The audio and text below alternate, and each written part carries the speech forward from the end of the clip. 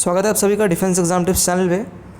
आज इस वीडियो में हम लोग जो टॉपिक ले रहे हैं लाभ तथा हानि का, ये वीडियो ऑन डिमांड है। आप लोगों से मैंने लास्ट टाइम पूछा था कि किस टॉपिक के रिगार्डिंग आप लोगों को डाउट है, तो उस पर हम लोग डिस्कशन करेंगे।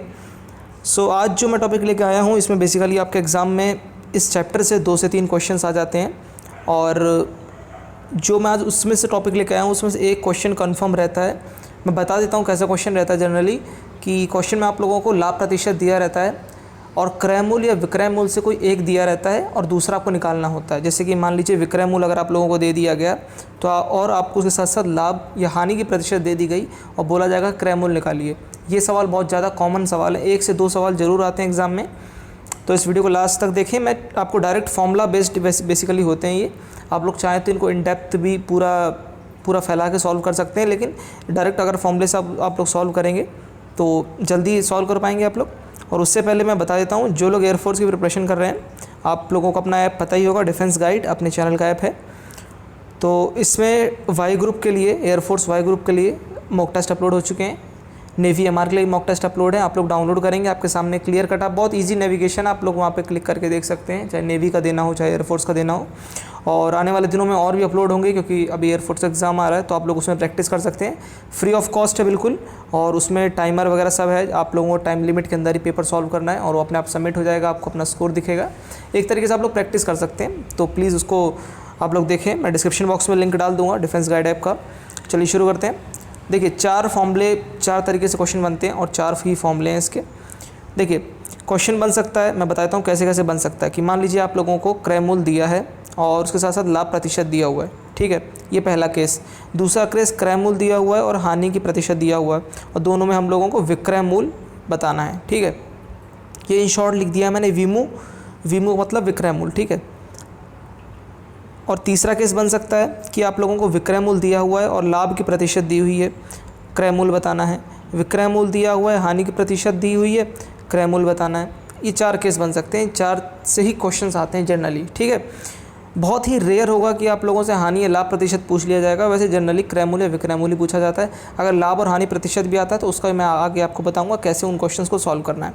एक काम कीजिए, आप लोग स्क्रीनशॉट ले लीजिए इसका, मैं आप लोगों को दिखा देता हूँ। ये लीजिए चारों फॉर्मूले हैं, इसका स्क्रीनशॉट आप लोग ले लें और इनको आप लोग अपने नोटबुक में जॉट डाउन कर लें, ताकि आप लोग इससे एग्जांपल से समझा देता हूँ कैसे आप लोगों को इन फॉर्मूलों को अप्लाई करना है। क्वेश्चन ध्यान से जरा देखना आप लोग। यदि एक वस्तु को 320 रुपये में बेचने पर 60% का लाभ होता है तो क्रय मूल्य कितना होगा। यानी कि हम लोगों को विक्रय मूल्य और लाभ प्रतिशत दे रखा है, क्रय मूल्य ज्ञात करना है। तो कौन सा फॉर्मूला लगेगा, ध्यान से देखें आप लोग।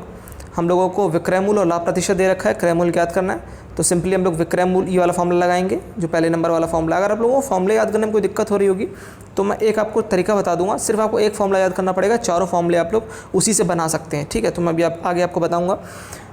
तो देखिए विक्रय मूल्य यहाँ पर हम लोगों को कितना दे रखा है, 320 रुपये। क्वेश्चन आप आई होप आप लोगों ने पढ़ लिया होगा, ना पढ़ा हो तो फिर से एक बार पढ़ लें। 320 रुपये और 60% लाभ है, ठीक है। तो चलिए हम लोग फॉर्मूले में रखते हैं।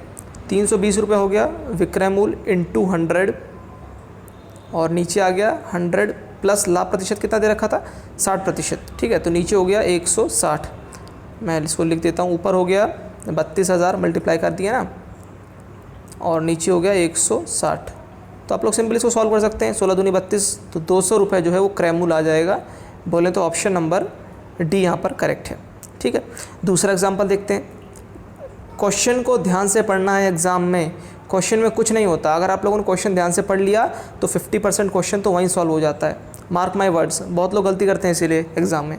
नेगेटिव मार्किंग जो होती है, आप लोगों के क्वेश्चन गलत होते हैं, वो इसी वजह से होते हैं, क्वेश्चन ध्यान से नहीं पढ़ते हैं। अब इस क्वेश्चन को आप लोग ध्यान, इसकी लैंग्वेज समझने की कोशिश करना। एक घड़ी 650 रुपये में खरीदी गई, इसका मतलब क्या हो गया, उसका क्रय मूल्य हमको पता चल गया है, मतलब क्रय मूल्य, कॉस्ट प्राइस, ठीक है। अब इसमें आप लोग जल्दी आजम क्या कर देते हैं, इसको विक्रय मूल्य मान लेते हैं, तो ऐसा नहीं करना। 650 रुपये में खरीदी गई, यानी कि 650 रुपये इसका क्रय मूल्य है। यदि उसको 12% लाभ पर बेचा जाए तो उसका विक्रय मूल्य क्या होगा, 12% का उसमें लाभ हो जाए तो उसका विक्रय मूल्य कितना होगा। यानी कि हम लोगों को क्रय मूल्य और लाभ प्रतिशत दे रखा है, विक्रय मूल्य ज्ञात करना है। तो कौन सा फॉर्मूला लगेगा, फॉर्मूला नंबर 3।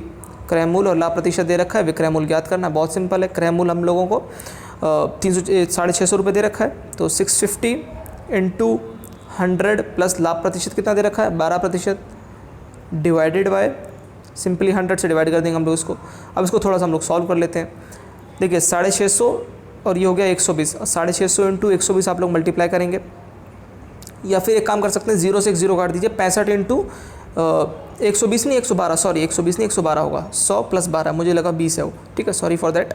तो 65 इंटू 112, उसको फिर ऐसे हो जाएगा ना, देखिए मैंने 0 काट दिया, उसको 10 से डिवाइड कर देना, अब आपको इससे मल्टीप्लाई करना। अगर आप लोग की थोड़ी सी कैलकुलेशन फास्ट है तो आप लोग उसको ऐसे कर सकते हैं, 5 दूनी 10, तो मतलब लास्ट में 0 आएगा तो 0 0 कट गया, तो उधर उसका खेल खत्म हो गया, और उसके बाद एक हासिल चढ़ जाएगा। मैं आपको बता देता हूँ क्योंकि मैं मन मन में कैलकुलेशन करता हूँ तो शायद आपको ना समझ आए, मैं समझाने का ये प्रयास कर रहा हूँ आप लोगों से। 5 दूनी 10 हो गया, एक इसका हासिल ऊपर चढ़ गया, 5 एकम 5 और 6 हो गया, 5 एकम 5, ठीक है। अब देखिए 6 दूनी 12, तो मतलब यहाँ पर 2 आएगा, ठीक है, 6 दूनी 8, मतलब कुछ भी आएगा तो ऐसे करके आएगा, लास्ट में उसके 80 आएगा, आगे जो भी आएगा तो आने दो, और डिवाइडेड बाय 10 भी है तो 10 से 0 0 कट जाएगा, मतलब कुल मिला के लास्ट में 8 बचेगा। अब हम लोग ऑप्शन की मदद लेते हैं, लास्ट में 8 किस में है, ऑप्शन नंबर बी में है ना, तो आपको पूरा मतलब मल्टीप्लाई करने की ज़रूरत भी नहीं है, आप लोग उसको थोड़ा सा माइंड में करके इसको आप लोग कर सकते हैं, आप लोग उसको प्रैक्टिस करेंगे थोड़ी 2 4 5 बार तो आप लोगों को ईजिली इसको कर सकते हैं, ठीक है। तो 728 इसका राइट आंसर है, ऑप्शन नंबर बी। और आप लोग ध्यान रखिए कि कौन सा फॉर्मूला लगा रहे हैं। अब मैं बताता हूँ कि फॉर्मूला आप लोग कैसे इसको इजीली याद कर सकते हैं। देखिए एक फॉर्मूला आप लोग याद कर लें, क्रय मूल बराबर होता है विक्रय मूल इंटू 100 डिवाइडेड बाय 100 प्लस लाभ प्रतिशत, ठीक है, सिंपल फॉर्मूला, 2 4 5 सवाल लगाएंगे तो याद हो जाएगा।